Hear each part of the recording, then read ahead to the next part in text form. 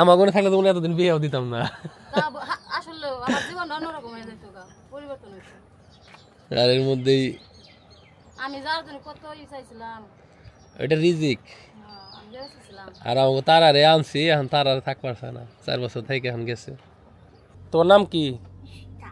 এই কথা তো শুনেই ওই মুখে ইশারা, কিন্তু ডাক দিলে শুনবো না তো। আইসিতা ইশিতারে এই যে শুনবো না, এমনি শুনবো না। ও সামনে থেকে ডাক দিলে শুনে। আই পিছন থেকে একজন ডাক দেন সরে।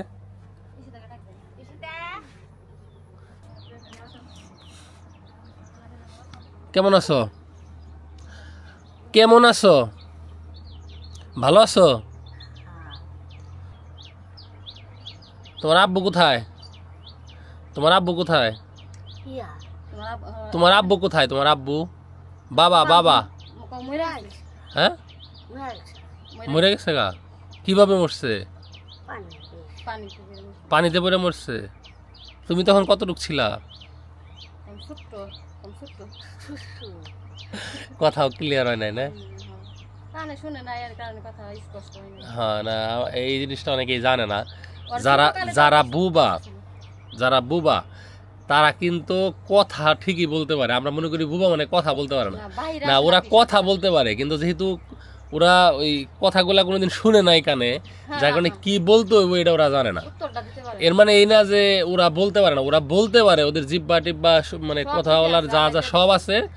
কিন্তু এখন যদি আমি এনে একা থাকি, আমার আশেপাশে আর দূরে কোনো মানুষ নাই, তাহলে কিন্তু আমি ভাষা শিখা পারব না। যেমন এই বাচ্চাই যদি সারাদিন ইংরেজি শুনে, তাহলে ও ইংরেজি শিখবো, আরবি শুনলে আরবি শিখবো, তাই না? তো ওইটাই। এখন ওরে কি ডাক্তার দেখানো ছিল না কোনো সময়? দেখাইছিলাম, যখন ওর বয়স ছিল 3 বছর ছিল, তখন ঢাকা বড় মেডিকেলে নিয়ে গেছিলাম।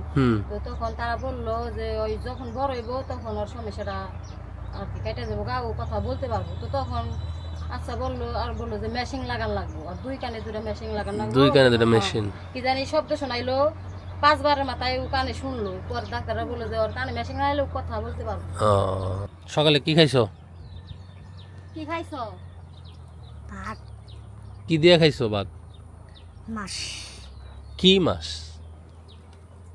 এই মার কাছে জিগাও কে, তুমি জানো না কি মাছ? খাই না, খাও নাই? সকালে খাও নাই?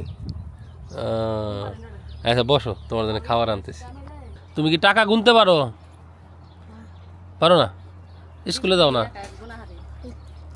দেখো তো এখানে কত টাকা আছে,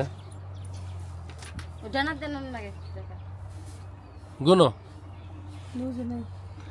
টাকা গুনো, গুনো। টাকা গুনো, গুনো গুনো। কয় টাকা? কয় টাকা এখানে?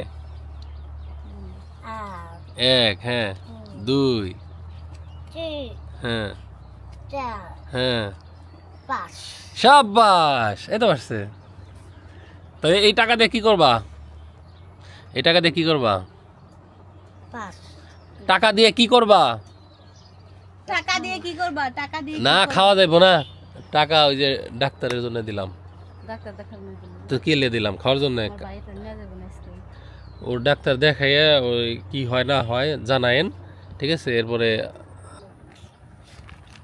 এই আম নাও, তোমার আম্মুর একটা দাও, তুমি একটা খাও।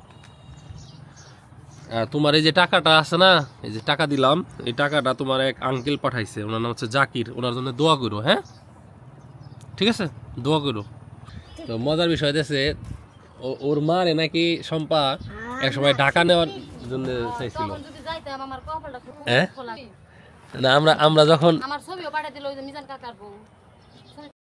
মানে তারা এখন আমাদের এখানে যেরকম আছে, এরকম তারার আগে ওরে আমরা এই বাড়িতে না, মানে আমরা তখন ঢাকা থাকতাম, মানে ঢাকাই হয়। এটা তো করোনার কারণে আসলাম। তো পরে কি জন্য জানি নেওয়া হইলো না, যাই হোক। হ্যাঁ কেরাদিন চাইছিল, পরে নেওয়া হইলো না। পরে এরপরে তোমার হলো একটা বিয়ে হয়েছিল, বিয়ে হয়ে সেই হাজবেন্ড হলো মারা যায়, এই সন্তান ওর বাপের মেরে ফেলাইছে।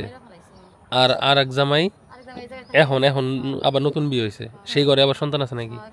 একটা ছেলে। আচ্ছা আচ্ছা, মানে এক মেয়া এই ঘরে লই যে মেয়ে। হ্যাঁ, ওর তো তোমার বয়স কত?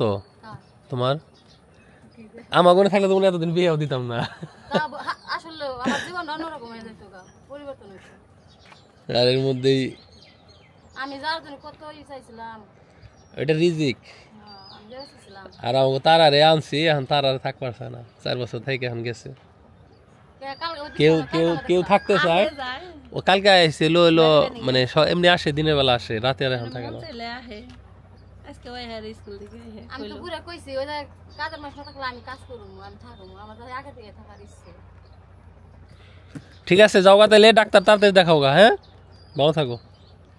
ঠিক আছে, ডাক্তার মতো দেখাও আগে, এটা কি অবস্থা হয় দেখি।